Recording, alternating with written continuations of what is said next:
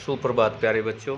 कक्षा +2 का pol science का हमारा टॉपिक चला हुआ है भारत के विदेशी संबंध, और प्रत्येक देश के साथ भारत के विदेशी संबंधों पर हम इस लेसन में चर्चा कर रहे थे। और हम भारत के चीन देश के साथ कैसे संबंध हैं उन पर हम चर्चा कर रहे थे। और उस महत्वपूर्ण चर्चा में तिब्बत का वर्णन आता है कि भारत और जो चीन का युद्ध हुआ वो तिब्बत को लेकर हुआ 1962 में।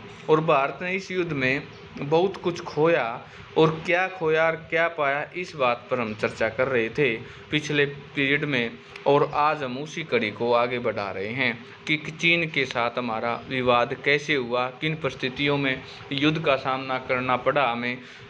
चीन के इस कदम से खुले तौर पर विरोध नहीं किया। बहरहाल तिब्बत की संस्कृति को कुचलने की खबरें जैसे तैसे सामने आने लगी, वैसे ही भारत की भी बेचैनी बढ़ी।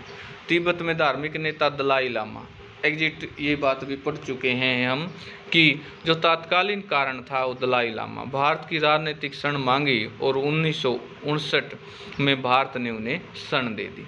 चीन के ने आरोप लगाया कि भारत सरकार की अंदरूनी तौर पर चीन की विरोधी गतिविधियों को हवा दे रहा है।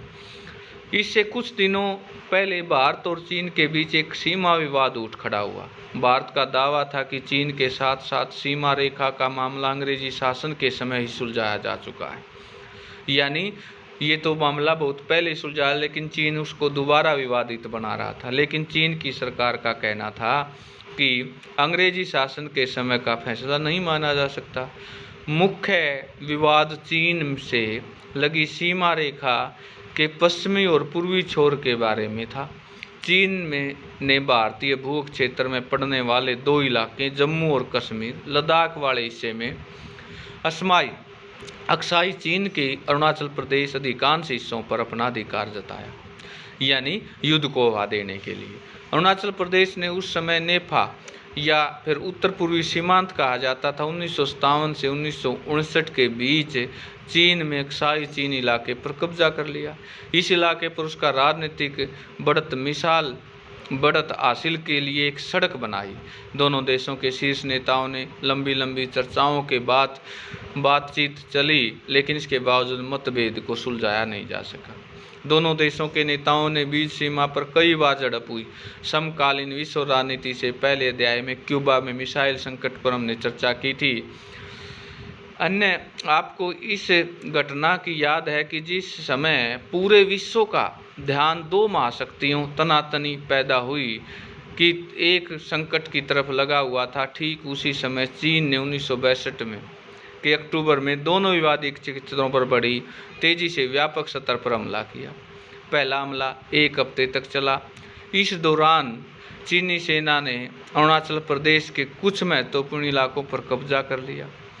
हमले से अगले ही दिन 2 नवंबर महीने में शुरू हुआ। लद्दाख में लगी पश्चिमी मोर्चे में भारतीय सेना ने चीन की बढ़त रोकी, लेकिन पूर्वी चीनी सेना ने आगे बढ़ते हुए असम के मैदानी हिस्सों में प्रवेश द्वार पर पहुंच गई। आखिरकार चीन ने एक तरफा युद्ध विराम घोषित कर दिया।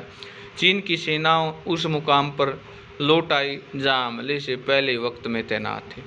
चीन युद्ध में भारत की छवि को देश के विदेशी लोगों की जगह धक्का लगा, और इस संकट से उबरने के लिए भारत और अमेरिका और ब्रिटेन दोनों सैन्य की मदद की गुहार लगानी पड़ी। सोवियत संघ इस संकट की घड़ी में तटस्थ बना रहा। चीन युद्ध में भारतीय राष्ट्रीय स्वाभिमान को चोट पहुंची, लेकिन इसके साथ साथ राष्ट्रीय भावना की बलवती हुई। कुछ प्रमुख सैन्य कमांडरों ने या तो इस्तीफा दे दिया, अवकाश ग्रहण कर लिया। नेहरू की नज़दीकी सहयोगी तत्कालीन रक्षा मंत्री V.K. कृष्णमेनन की में भी मंत्रिमंडल छोड़ना पड़ा। नेहरू की छवि थोड़ी धूमिल हुई। धूमिल क्या, नेहरू के प्रति अनेक क्वेश्चन उठाए गए। चीन के इरादों के समय रहते भांप सकने की सैन्य तैयारी न करने पर नेहरू की बड़ी आलोचना हुई। पहली बार उनकी सरकार के खिलाफ अविश्वास प्रस्ताव लाया गया। लोकसभा में बहस हुई। उसके तुरंत बाद कांग्रेस ने कुछ महत्वपूर्ण उपचुनावों की पटकनी काई और देश में राजनीतिक मानस बदलने लगा। भारत और चीन के संघर्ष की विपक्षी दलों में भी हुआ।